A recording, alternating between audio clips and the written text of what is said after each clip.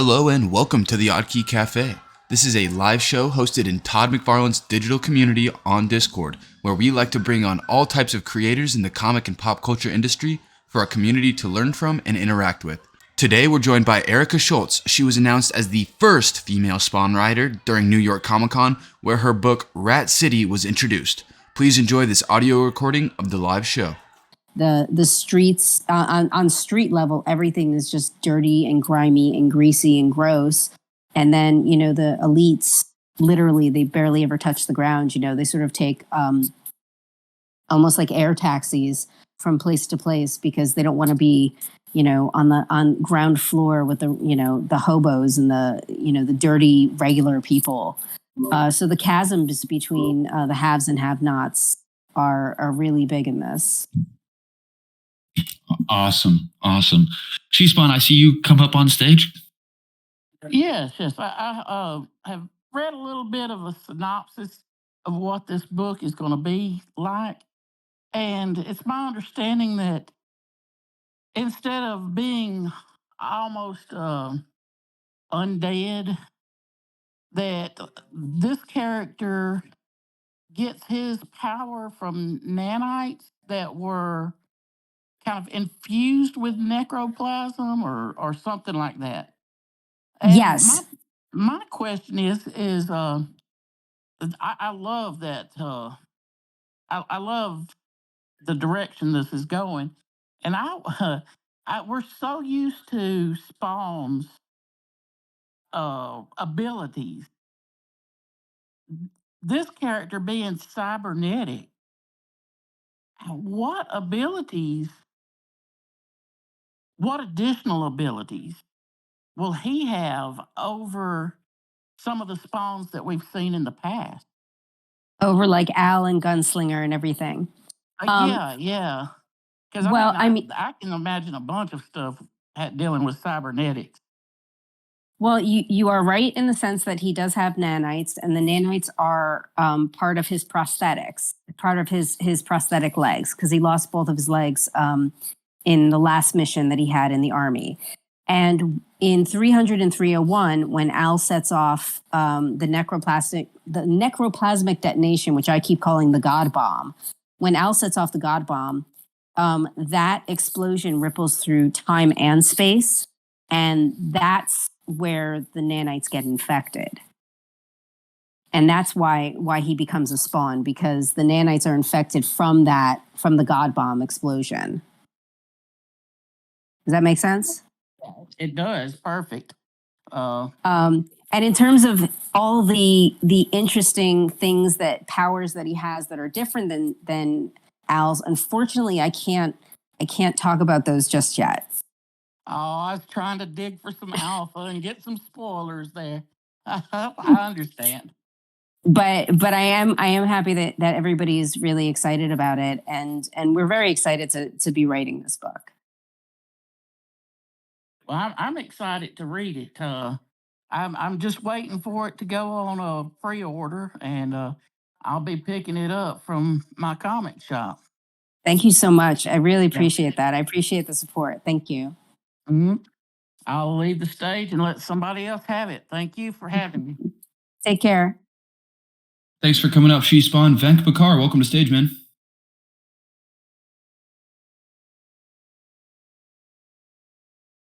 If you are trying to speak, we cannot hear you. You might have to. Oh, there we go. How did you get your start in comics, and when did your career really take off? How did I get my start? I started at a studio called Continuity Studios in New York. I was working as a background artist and an animator, and while I was there, we were working on the Astonishing X-Men motion comic, and I was one of the animators on that. And then after that project was over, we were working on a few books for DC Comics, and I really got to see the sort of ins and outs of how comics were made. So my idea was like, you know, I have a bunch of these short stories that I've written that I never really did anything with. Why don't I look and see if I can adapt them to comics? So I partnered up with one of the other artists in the studio, a man named Vicente Alcazar. And we put out our first book, which was called M3, which was an espionage thriller. And over about 3.5-4 years, we put out 12 issues, 2 story arcs. And once I finished that, I was able to get that into the hands of some editors and then wait patiently for several years before I finally got a call back.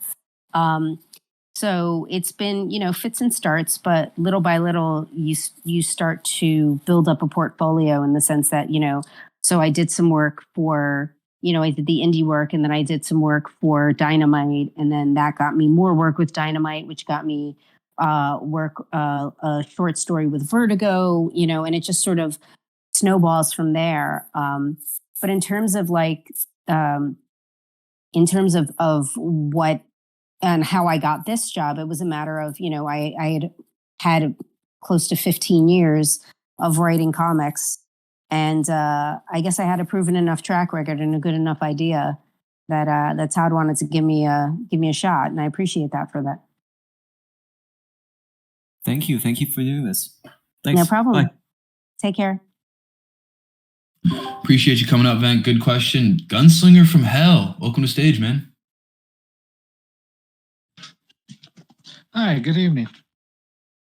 How's it going? I going pretty good. Now, my question, I don't know if you'll be able to answer it or not, because you answered quite a bit with She Spawn. Mine is about the villains. Is there anything you can tell us about them?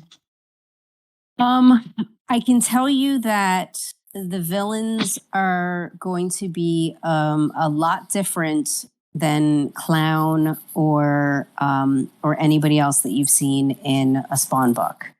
So what Thomas and I were saying when we first started working on this was that this is a Spawn book that doesn't look like a Spawn book, or it doesn't feel like a Spawn book, but it is still a Spawn book. So there's going to be a lot of different surprises here. And sometimes, man is the most dangerous enemy. Right on. Yeah, no, I was just curious, and I am looking forward to it. So thank you. Thank you very much. All right. Have a good night. Take care. Have a good night, Gunslinger. Ric Flair. Woo! What's going on, man? Woo! What's up, everybody? Hey, how's it going? Good. Look, my question is, so when you come up with the script, do you get to pick your artist, or does Todd kind of say, hey, look, I want you to work with this artist. I feel like this story works good with this artist, with his art, or how does that whole process work? And then I guess when you start coming up with the story, does like the artist kind of send you pages like, hey, this is kind of what I'm thinking, and you kind of say, yeah, I like that, or no, or how does that like chemistry work? In terms of the artist, Thomas had already been speaking with some people looking for new artists as well as new writers. So they already had an artist in mind when I pitched the idea. And in terms, what I do is I'll write full script. So I'll send, it'll say page 1, panel 1, and I'll break down every single panel.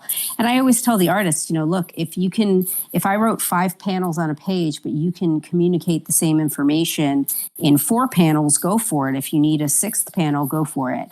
As long as the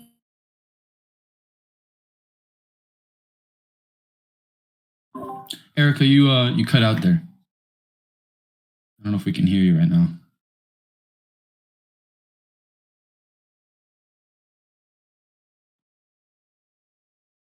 Might have lost her. No, we might have lost her. Rick, it's not just me? Yeah, no, I hear you. Hear you just fine. Okay. Erica, if you can hear us, we cannot hear you. You were having some audio issues. It just cut out. I think you might have muted something on your mic, maybe.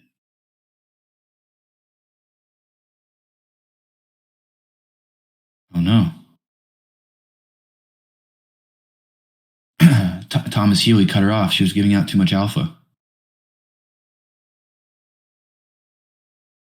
She got, no more Rat City information. I got credit for this ending early, right? The rat cut through the cord. Yeah, seriously. Well, what? Oh, Erica?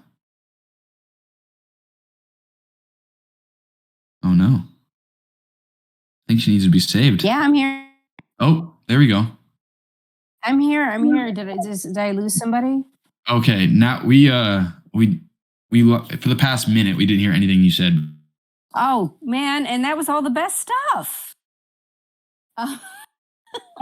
Can you hear me now? Yeah, you're gonna have to. Okay. You at the beginning of this, you said you didn't mind repeating yourself, so There here's you a go. little- Basically, Jay does these does rough layouts, and once he does the rough layouts, we can sort of work through what the storytelling really is, and how all the information is getting set across to the audience.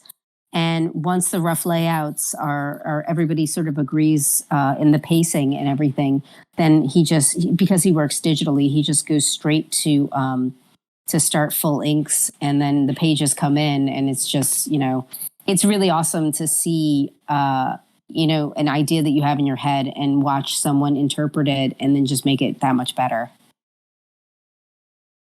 So you guys work pretty well together then. Oh, absolutely. I've always been very lucky in, no matter who the artist is that I've been partnered with, I've always been very lucky to be able to have like a really good back and forth and collaboration. I think it's because I worked as a background artist in a studio myself, so I know what the artists go through, and I have immense respect for the work that they do. So I think that, and I always try and write my scripts for the artist. So I'm very lucky that I've always had really good collaborations with whoever it is that I'm working with. Now, you say you write it for the artist. That's more like what? Just the more details, the better for him.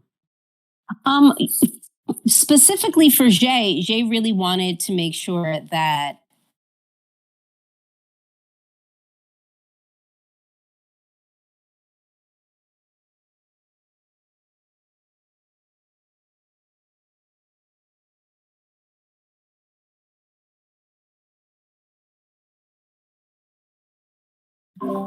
I think we lost her again. Another tunnel. Yeah. Oh no, Erica, we lost you. Good questions though, Rick.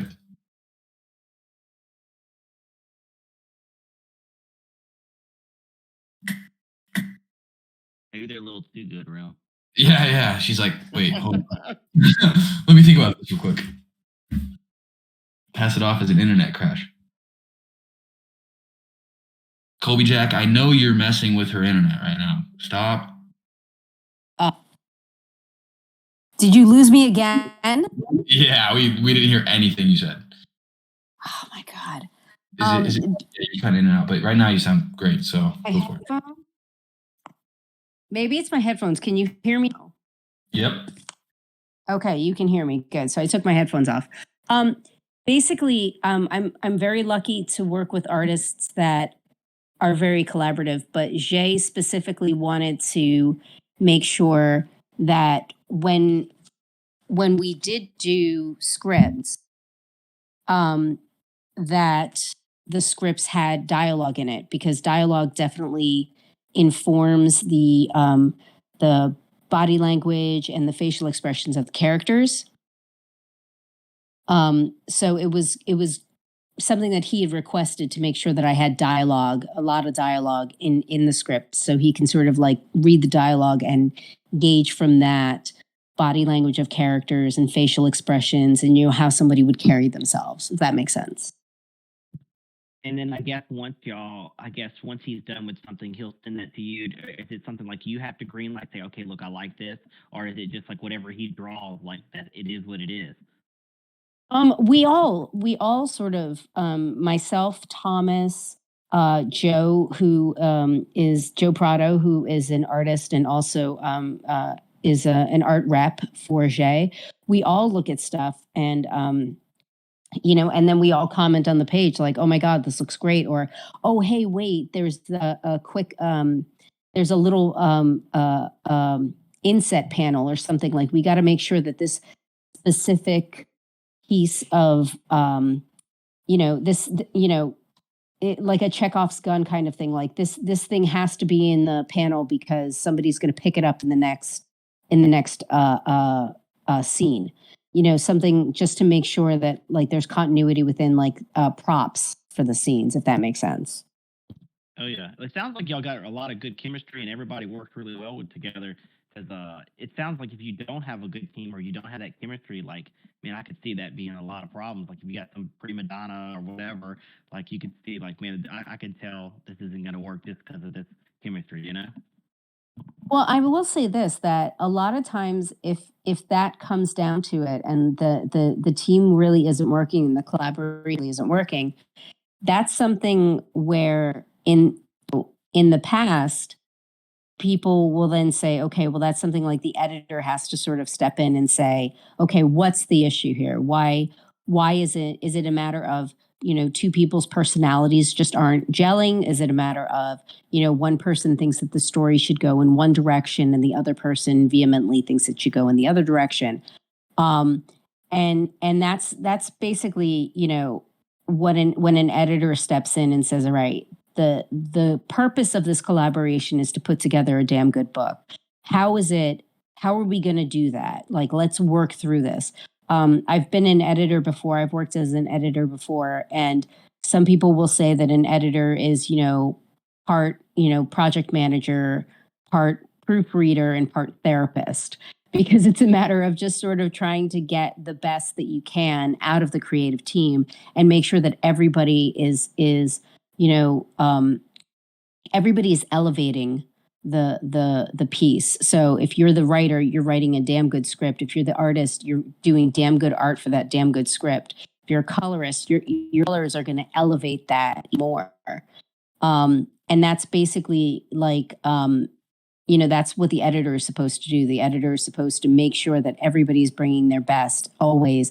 And if they're not bringing their best, why not? Let's see if we can work through that. That's hilarious. It sounds like y'all are like a rock band. You know how like in every band there's always like there's like some kind of turmoil or something, and somebody's got to, you know, keep the band together and keep them all on track. That's hilarious. Well, yeah, that's what the road manager does, and that's what an editor does. You know, make sure that you get to the gig on time, and you know, everybody has their drumsticks or the whatever their special picks are, or whatever. You know. That's awesome. Well, thank you for answering my questions, and good luck. And it sounds like you've definitely, you know, been all over the spot from the editor to the, you know, now you're doing the writing, and I can't wait to see what you guys put out because it sounds like it's gonna be really good. Thank you much. Thanks for coming up, Rick. Ooh, Rock. Wow. Raw, welcome to stage. Hi, can you hear me? Yep. Yep. Thank you. I had a long question. Sorry, I am from Colombia. I speak Spanish and I'm trying to speak English in this moment. First, I want to congratulate you because it's great to have a woman strong work.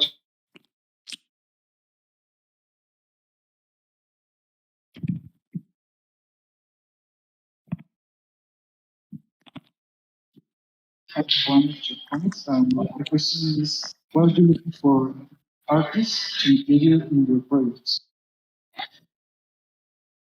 Can you repeat the question again? I'm sorry. Okay, sorry. David, ¿será que me puedes ayudar?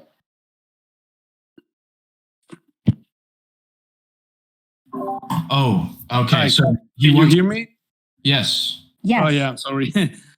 Yeah, I was trying to see if you can hear me. So, Erica, Raul is one of our dearest member of the community, his Spanish-speaking community. So I'm going to translate his question, okay? Okay. Yeah, my Spanish is terrible. My Italian's great, and so is my French, but my Spanish is terrible. Yeah, don't worry. So Raul would like to ask, well, first of all, he would like to congratulate you for being the first woman in the writers team from Spawn. And also he would like to ask you, what are you looking in artists, since he would like to work maybe for you someday, since he's an artist in development? And what do you look in an artist to work with specifically? Um, well, thank you very much. I really appreciate it. And we really hope that not just the U.S. community, but definitely the international Spawn fans enjoy this book as well. In terms of what I look for in artists, when I used to teach at the Kubert School, one of the things that I used to always tell artists is when you are putting your portfolio together to show to editors and to show to other professionals, make sure that if you want to be a cover artist, that you have covers that tell a story. You have one single image, tell a story in that single image. And if you want to be an interior artist, make sure that you have sequential pages, that you have that everything isn't just pinups.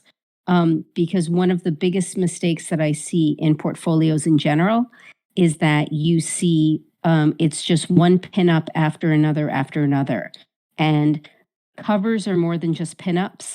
And if you want to be an interior artist, you have to show that you can tell a story visually from panel to panel, and that the layout of the panels flows properly, and that the eye will follow from one panel to the next, and that you'll be telling a story. So that's probably the most important thing, is that if you want to be a cover artist, have a cover that tells a story. And if you want to be an interior artist, make sure that you have sequential pages. And you can get scripts online, scripts that people have put up online on multiple websites. One of the sites is comicsexperience.com. They have a script archive that you can go to, and you can if you go to comicsexperience.com, there is a tab that says resources, and you can go there, and on that resource tab,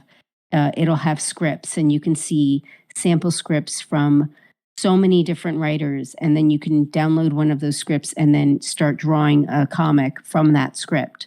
When I used to teach, I used to do that. I would give students scripts, or I would, take a script off of that and have the students work on it. And this way it shows, you can then turn around and look at the actual comic and see how the artist paced the comic, and how you made your own version of that. Does that make sense? Yeah, definitely awesome.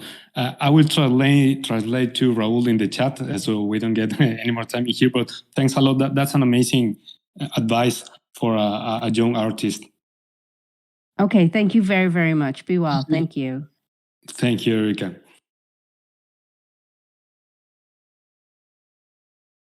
Yeah, we can continue with our next guest, Ram. Perfect. All right. Thank you for coming up, Raul. Jabizel, thank you as always for translating. If you guys out in the audience have questions or want to come up on stage, feel free. We got a question from the audience. Heavy Rice asks, do you have an idea who will be some of the artists that will be on the variant covers? I do not. I have made suggestions of artists that I would love to see on variant covers, but that's not, I don't have the final say of that. So Thomas and Todd would be like the keepers of that information. But I've dropped a few names that I think would make really cool variant covers. Well, hopefully they'll end up making some covers, because that'd be sick. What is your favorite thing about writing a new story in the Spawn universe? My favorite thing about it is probably the fact that I've been given a lot of freedom to tell a story. At the same time, it's anchored in, a 30-plus-year-old story. So we have Al, and we have the original Spawn story, and even the title of this book, Rat City, goes back to Spawn number 42, number 43, where they first refer to that section of the Bowery as Rat City. So the fact that we've been given a lot of freedom to work within this is great, but also we have stuff to look back on. It's not like we're not like jumping out without a parachute. We have all the lore, that Todd and the team has created from Spawn #1 all the way to 347 or 348 that's coming out so far. So we're pushing it as far as we can, but if we ever need to sort of like look over our shoulder, we know that we've got some stuff back there that we can mine on too. Yeah, that's awesome. You got creative freedom, but you still you got some reference material. Oh yeah. And it's, I mean, Spawn is, I mean, I know this is way beyond your years, Remy, but I mean, I started reading Spawn when I was in college, and it was just, I mean, it was one of these things where it's like, okay, so it's superheroes, but it's a really different take on superheroes. And it was just really just very interesting because prior to that, I mean, I was reading, you know, Batman and X-Men and Spider-Man, and they all sort of, you know, Marvel and DC, you know, in their own way, sort of had a house style in terms of storytelling. Whereas the whole thing with Spawn was that it just turned that all on its head. And I thought that was really cool and really interesting. And it was a different way to tell a story. And as a writer myself, I thought that it was sort of a new education on how to tell a story. Mm. Yeah, that's what I've heard from a lot of people, that Spawn really changed the game. Definitely. Absolutely did. Colby Jack, welcome to the stage. My favorite cheese. Hello. Can you hear me? Do I sound cheesy? Yes, we can hear you, Colby Jack. Okay. Yeah, so I guess my question is in regards to, you said you were doing like background art and stuff before you switched to like writing. Is that correct? Yeah, I worked at a studio in New York. Yeah. Okay. So I guess my question is in regards to that, what was behind the like shift in careers, and what kind of inspired you to change to writing? And had you always been writing, or were you more into just like art creation? I was always, you know, writing and drawing as a kid. I think the reason why I focused more on writing was because I'm a serviceable artist. Like I'm a decent background artist, but I'm not somebody who's going to be drawing beautiful figures. And you know, I mean, I'll draw cars and buildings and backgrounds and things like that. But in terms of being able to draw a face with a very emotional expression on it, that's not where my forte is. And because of that, I knew that I personally wouldn't be able to draw the comic myself, which is why I partnered up with Vicente, who was one of the other artists in the studio for the first book that we did, M3. And so I figured, you know, I'm an okay artist, but if I'm really going to try and make a career out of this, I need to focus on what I'm better at, and I'm a better writer than I am an artist. So let me focus and craft that more, and really, you know, educate myself more on storytelling and writing and such, to really make that the strongest part of me. I mean, I'll still do background colors and things like that on a lot of my indie books, that, you know, self-published work. I'll help the artist out. I'll do the layouts, and I'll do colors, or, you know, other stuff to help them out. But I mean, again, that's a support staff kind of thing. It's like I'm not the superstar artist, and I know that, which is why I figured that the writing was where I was actually gonna be able to do better. Interesting. I guess to kind of play on that, sorry, I just blanked out. It's okay. What was that transition like, switching from an artist to a writer? And was there anything that kind of like you said, sorry to mention his name, I didn't catch it, but he said Vicente. Vicente.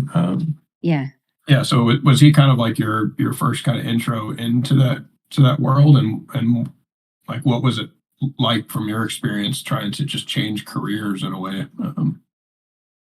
I mean, it wasn't ever really like a hard left turn to start writing because my career prior to working in the studio was I was working at an advertising agency, and I was a storyboard artist and a copywriter. So I mean, writing was always something that came natural to me. I was an English major in college, so I was always writing no matter what. In terms of the focusing on the writing, when we were working in the studio together, we sort of all had our own little sections. Like Vicente would be a figure artist. I would be doing background art. He would be doing figure art. And so I knew, simply because of where I was placed, that I knew that I wasn't going to be, doing the figure art anytime soon. So, I mean, I learned a lot from Vicente and from the other illustrators that were there. But I never felt that I had the skill. I mean, I'm sure they always say, if you draw every single day, then you're going to, build up your skills and muscle memory and everything. And I'm sure if I really had kept up with it, then I would have become a better figure artist. But I thought to myself, I feel like I have a bigger head start in terms of writing, just, naturally and just from college and from, just in general, that I should focus on that, because that's probably the fastest way to get to where you want to go, rather than sort of starting not from scratch, but starting from an earlier point and from I guess a less skilled point, if that makes sense.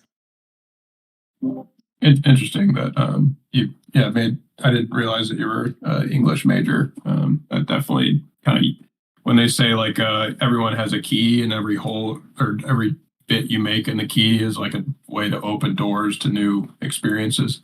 It's kind of like you already had that notch, so you just kind of transitioned a little bit to leverage kind of your past. Cool and inspiring. I guess my other question is, what right now you're working on some pretty cool projects. Do you have any like dream projects or something that you would just like drop what you're doing and sprint towards if you ever had the opportunity, or what does that look like? I mean, I got to write 8 pages of Hawk Girl like 7 years ago, and I love Hawk Girl. I would love to write a Hawk Girl miniseries or an ongoing. I don't know if it'll ever happen. I mean, I've been very lucky with the projects that I've been doing with Marvel. I'll be writing Daredevil in Daredevil. The issue #1 that I'm writing comes out in December. It's going to be a 4-issue miniseries with Sergio Davia is the artist. So I mean, I've been pretty damn lucky. I would say if there's a character that I would drop anything for, it would probably be Shayar Hall. It would probably be Hawk Girl. But I don't know. I mean, the way I look at it is this.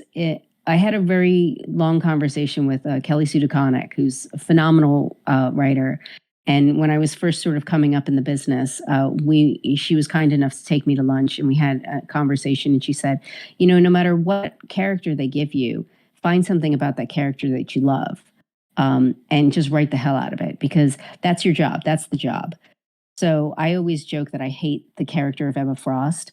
But if Marvel called me up and said, we need you to do an Emma Frost miniseries, you bet your ass I'm going to write an Emma Frost miniseries. I'm not going to say, oh, no, it's Emma Frost. No, I'm going to find something that I like about that character and do exactly what Kelly Sue said. Find something that you like and just keep building on that. And then, find the story within that. And that's what I would do. Do you have any plans to like transition to like film work, or are you mostly just kind of staying in the comic short series kind of world? It's funny because there are a lot of comic writers that do television and film and vice versa. I didn't start in the television film area. I have been commissioned to write films in the past, but none of them got made. So I'm not part of the writing guild, so I wasn't on strike. The strike that just ended, I wasn't part of that, although I absolutely support the strike. However, if I got the chance to write a film that ends up being made, great. Some of the some of the comic stories that I've written, like M3 or The Deadliest Bouquet for Image, those are stories that I own the rights to. So if someone turned around and said, hey, we want to make a TV show or a film, I'd love the chance to get the first crack at the screenplay. But at the same time, I also know that that screenwriting isn't something that I'm really good at because I haven't had the practice at it. So I might just, pass it off to a friend who I know is a damn good screenwriter and who would really kick ass on it. Right on. Thanks for your time, and I guess I'll just step down. I don't really have any more questions. All right, thank you very much. Yeah, thanks for having me. Stay cheesy. So, Erica, you mentioned growing up reading Batman, Marvel Spider-Man, and then eventually Spawn. What was sort of did you always know? You said you mentioned you're always writing and always drawing. Did you always know you wanted to be in the comic industry, or what was your inspiration to get into this niche? Honestly, I didn't think that comics was really like an actual job. Like I was very confused as to how how comics were actually made. I just sort of thought like there was this like fairy that just sort of, waved a wand and poof, they just appeared. I always liked writing. I thought maybe I would write film, or maybe I'd write television, or, maybe I would go into journalism. I had a bunch of short stories that I had written and stuff, but it was basically it was more for me. Like I would just write stuff. I would have an idea. I would write it out, put it in a notebook, throw it in the closet. It was only until I started working at the studio, and we started working on some books for DC. We'd worked on a Batman maxi series and a few other things.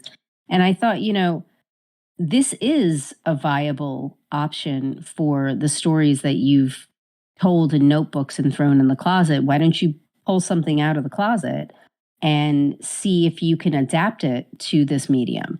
This is a medium that you love. This is a medium that you enjoy engaging in from an audience perspective. Maybe try from the other side. And I took the story M3 and I, found a comic script, and I found a way to sort of read what I had written and then translate that into a comic script. And then I'd given it to Vicente to take a look at, and he read it. And a couple of days later, he came back and he's like, I want to do this. Let's do this. And it really was one of these things where I thought, oh, okay, you can do this. This is something that people do, and they, and this is how they make a living. I have to say, I mean, it was a long, hard road. I mean, I started writing in 2008, and I didn't get my first job as a comic book writer until 2014. So I will say it's been a long road. And people will look and say, oh, well, you've got all this stuff coming out from Marvel and you're doing the Spawn book and stuff. But, I'm a 15-year overnight success. I've been doing this since 2008, and it's been a long, hard road. I guess I'm just too dumb to stay down when I get knocked down.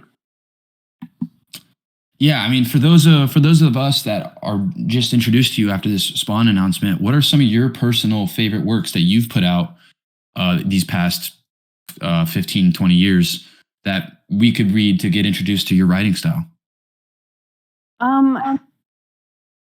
So, okay, I would say that M3 is a good book to start with, just because it was literally the first comic I ever wrote. And there is a freedom to writing it because I didn't know the rules, and I didn't know that I was breaking any rules because I didn't know what the rules were.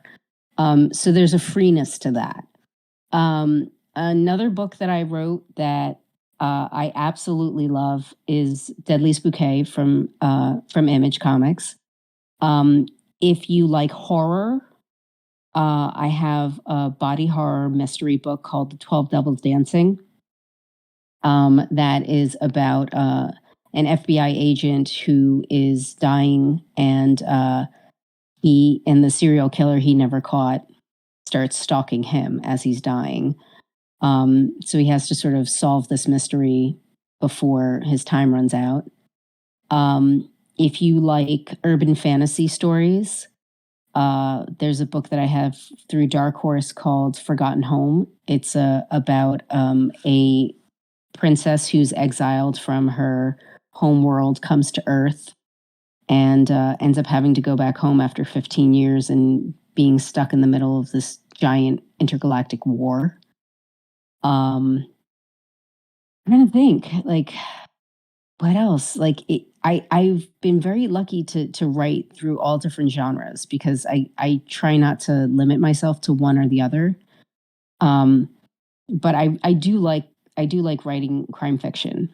I do like that a lot. And I remember when I first started writing, someone said I was the poor man's Ed Brubaker, and I thought that was such a huge compliment because I love Ed Brubaker's work. So I was happy to be the poor man's Ed Brubaker. Well, perfect. Definitely said a lot of options. So if you were interested in any of those, make sure you go check them out. I want to give a quick shout out to Z Carlos. I see he's out in the audience. He actually said, "I'm just here to say that it's great to see so many people interested in our new spawn. Thank you all. Erica's script is super engaging and very dynamic. It's great for drawing. I hope everyone likes what we are preparing." Obrigado. Obrigado, Jay. I know a lot of people are looking forward to that book, and I am too. So yeah, I remember you saying that you've sent in the first 4 issues already. When can we expect? Well, issue number 4 I sent to Thomas today. We're looking for spring. Is what everybody is saying over at the McFarlane side. Is we're looking for issue 1 to come out in the spring. Well, awesome. I'm super looking forward to that. I think once everybody sees it, I mean, at New York Comic Con, we had some really good pages, and not just in the PowerPoint, but also during in the leave behinds that everybody got. I think that gave you a really good sense of how Jay's visual storytelling is and how it's going to just elevate this story and really give it this very specific look, this very cool, like Transmetropolitan meets Blade Runner meets Judge Dredd kind of look to it. Do you guys have any idea how many issues this story is going to be? Oh, well, Thomas and Todd basically said that we're going to be doing an ongoing. So I already have it paced out for at least, like 25, 30 issues. Yeah. Oh, I'm so not we're giving here. this job up. I mean, if they're giving you freedom, might as well plan for the long haul, huh? I respect it. Hell yeah. There's no other way to do it. Colby Jazz asks, who are some of your top creative influences for writing? Oh God, for writing. Kelly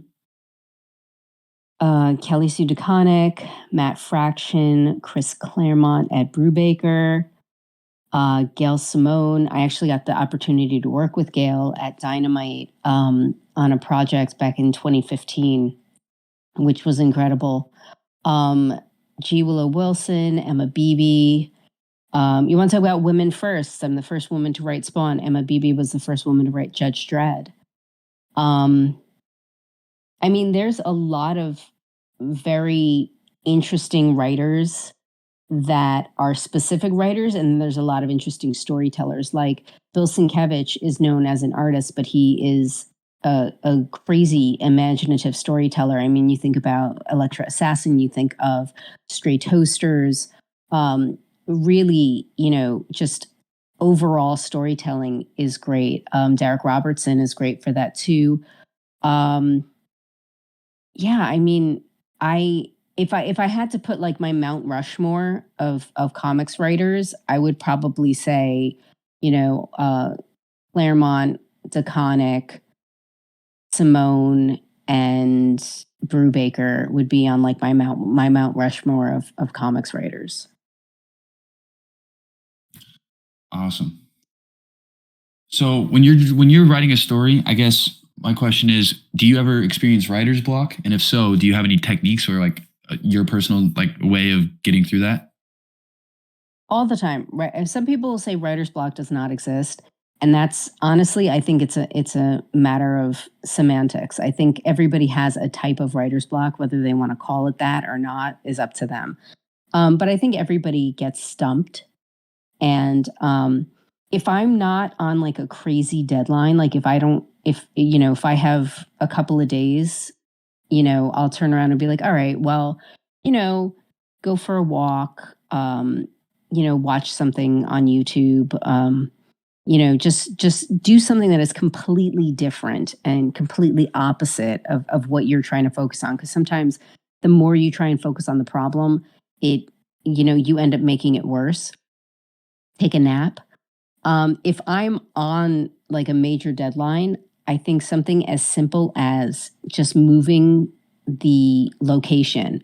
So if I'm sitting at my desk in my office and I'm having writer's block, I will take my laptop and I will go into the basement, or I will go into the kitchen, or I will just physically move my space and take a moment or two, take a few deep breaths, and then try writing again. Because sometimes just moving from where you're sitting is enough to just sort of, break through the cobwebs to get to what you need to do. Yeah, I've definitely heard people in the past say writer's block is not a thing, but I've also heard that focusing on something else rather than the problem, sometimes your subconscious is still thinking about it and an idea just pops in out of nowhere. I will say this, and this is something that this is a hill that I will die on. Always keep a notepad and a pen next to your bed because, and this is scientifically proven, just before you start to fall asleep, there is a state at which your mind gets to where your brain is basically going through all of the things of the day and you're sort of assessing all of the things of the day. And if there was a problem, whether it's writer's block or a conversation that you sort of left with a bad taste in your mouth or whatever, a solution will come to you in that moment. And you literally only have like 90 seconds to 2 minutes before you either knock out or insomnia hits, and then you're focused on the insomnia. So I always have a notebook next to my bed, and I will, just as I'm starting to fall asleep, I'll grab that pen and start scribbling down, whether it's a plot point or if it's, something that I figure, oh my God, I have to do this, whether it's story related or life related, or, you got to call the veterinarian to get, the cat's medicine, prescription, whatever it is. But there's that good 90 seconds to 2 minutes just before you just conk out for the night. That is, it just opens your mind to everything. And that's when some of the best ideas come. So just always make sure you have a piece of paper. And then it takes a lot more time to fall back asleep. Yes, it absolutely will. Idea down and you're like, shoot, now I gotta force myself to bed. Exactly. No, but that's definitely true. I've personally had some of my best creative thoughts while I'm sleeping, so I could see that for sure. We got a question from Dave. He asks, in your 15-year overnight success, how do you deal with rejection from editors and executives in like the early days of your comic career? Oh, I still get rejection. I got rejection like a week ago. I handed in a pitch and I got yeah, no thanks. You still get rejection. How do I handle it? I think the most important thing is the people that you surround yourself with. Those people need to love you for you and need to be with you and be supportive of you. So I have, basically 3 ride or dies. I have my husband, who I've been with for longer than Remy has been on this earth. I have my best friend, who I've been with longer than I've been with my husband. And then I have another friend of mine who is like a brother to me. And the 3 of them They all know me outside of comics. They all knew me before I was doing comics, and they know who I am at my core. So when I get to the point of, oh, this sucks, too much rejection, or too much this, too much that, I can't do this anymore, I have one of them say, yeah, you're overwhelmed, and I get that, but you wouldn't have made it nearly as far as you already have if you didn't love it and if you didn't work hard at it. And that's the thing, is it's a lot of hard work. And yes, rejection is going to suck, but the best advice that I can give is make sure that not only do you surround yourself with people who care about you and care about your mental health and care about your you being good to yourself, but also make sure that you're in a position to focus all your time on this. I know a lot of people, especially a lot of writers, they have day jobs. And they have a day job that pays the bills, or pays most of the bills, and then they write freelance on the side. And that is great. I am a full-time freelancer, so I don't have the luxury of taking rejection and sulking about it and then getting a paycheck. I take rejection, it sucks. And I take my, 5 minutes of this sucks, let me kick my toe in the dirt, and then, all right, on to the next thing. So there's a good and a bad of being a full-time freelancer. The good is that you don't really have the luxury of wallowing in rejection. The bad is that you're constantly, you're constantly hustling. But at the same time, I mean, the constant hustle means that I'm constantly thinking of new ideas, whether it's new ideas for existing characters or it's new ideas for completely new stories and new worlds, which is another reason why I always have a notebook with me, because you always got to write that stuff down. Here's an example. So I'm going to be doing a mini series. I can't say for who or whatever, but I had lunch with someone yesterday, and I'm going to be doing a mini series. And on the train ride home, there was this little girl who was with her mom and her grandma, and she was asleep on the train, and she was lying across the two seats on the train. And I looked at her, and, just this adorably, sleeping little girl. And I thought that would be a really cool way to open this new miniseries of my protagonist sitting on a train, looking over and seeing this little girl sleeping, and what that makes the protagonist think about. So, I mean, and what did I do? I pulled out my notebook and I started writing. So be aware that basically you will find inspiration everywhere and anywhere. So be prepared for it. That's great advice.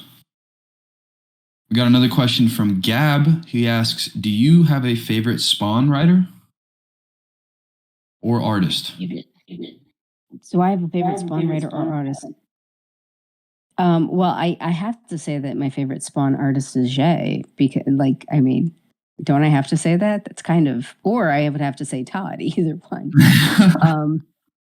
I like what Rory has been doing with Spawn. I also, it's been announced that John Layman is going to be writing Scorched and Spawn Kills Every Spawn. And John is a fantastic writer. I loved his work too at Image Comics. I knew him from his work on Batman and Gambit and X-Men and stuff, from many, many years ago. But I definitely think John Layman's going to be a really great Spawn writer, and I like what Rory McConville's doing. I love the original Spawn stuff when Todd was writing. And obviously Todd's doing the art. Jay, I think, is a phenomenal Spawn artist. Carlo Barbieri, another great Spawn artist. I got to meet Liam Sharp, who's going to be doing a new Spawn series that was announced in New York. Jonathan Glapian, another terrific artist, and Daniel Hernandez. Daniel is an artist, but he's going to be writing, and I think everybody who's coming aboard, I think they have a lot of great ideas, a lot of different ideas, and I think it's going to really expand what everybody thinks of Spawn and everybody's sort of preconceived notions about Spawn. I think this is really going to expand things in a good way. Yeah, it's sweet to see how many new stories Todd announced, because he always talks about how the Spawn universe is like a canvas, and he in his mind it's only like 10% completed. So he's looking for people to expand it, and I think all the new announcements are just going to be doing that and more. Welcome back, Spawn. Hey, I've heard Todd mention it many times before, but he's mentioned a Spawn comic, her own book. And he has mentioned that he wants an all-female team to do the book. If you had your choice of people to work with on a Spawn book, what female artists would you want? I would probably want. There was an artist that I worked with on a book called Bylines in Blood for Aftershock Comics. Her name is Enrique. She is a Spanish artist, phenomenal artist. Enrique does pencils, inks, and colors. So I would say having Enrique on the book would be fantastic. I would also say having Adriana Mello and Chris Peter. Chris Peter is a colorist, and Adriana doing the artwork. Adriana's worked on Plastic Man for DC, Ms. Marvel for Marvel. Adriana has done tons of phenomenal work. I would love working with Adriana and with Chris. I would love working with Skylar Patridge and Stelladia. Stelladia is a Spanish colorist and animator. I would love to work with Marica Cresta, who is an Italian artist who worked with me on Forgotten Home.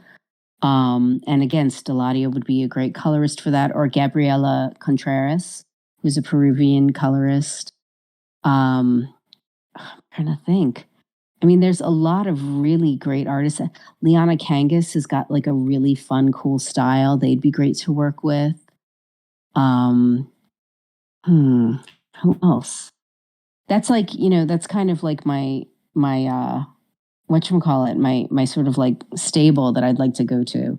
Because I've worked with all those artists in the past on some, whether it's, covers or, short stories or whatever, but they're all just not just talented and skilled, but professional and collaborative, and they want to make everything better.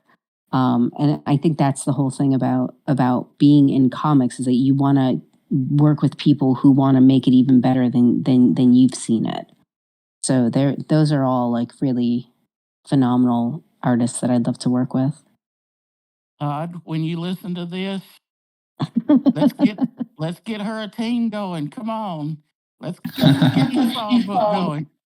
I will happily write a Spawn book too. I can write more than, I can write several books a month. I mean, that's what I'm doing anyway. So. Okay, Todd, listen in. Thank you so much, Spawn. Bye. Thanks for coming up, Spawn. Appreciate you as always. Erica, we're past the hour now, and it's looking like we're dying down on questions. I want to thank you so much for being here. Do you have any comments or things you want to some knowledge you want to impart to the audience before we wrap it up? Just that if you want to do comics and you want to make a career out of it, it's a tough road, but it is attainable. But just remember, don't quit your day job until you absolutely know that you can. That's probably my best advice, is make sure that you are in a position to be able to do that. Whether it's a sugar daddy or a sugar mama, make sure you're in the position to do that. but yeah, I mean, everybody who had questions and everything, thank you so much for supporting this, and for supporting Jay and myself and just Spawn in general. I mean, it's like I said, it was such a groundbreaking way to tell stories back in the 90s when I first started reading, that it's kind of amazing that I'm going to be sort of adding to this mythology. So thank you for everybody for having faith in us. Absolutely. And I know we're all looking forward to it. It comes out, I know you guys are shooting for next spring, you said. So yes, spring maybe 2024. Maybe when it drops, you will come back to talk to us again and I will happily. Awesome. I can't guarantee that I can't guarantee that I won't be calling you, Remy, for tech support. So no worries. Anytime if you need tech support. I'm going to post up Erica's Instagram and Twitter right now in the chat.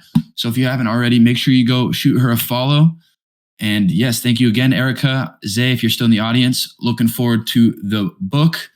And I hope you guys have a fantastic weekend. Thank you. Have a great weekend, everybody. Be well. Be safe.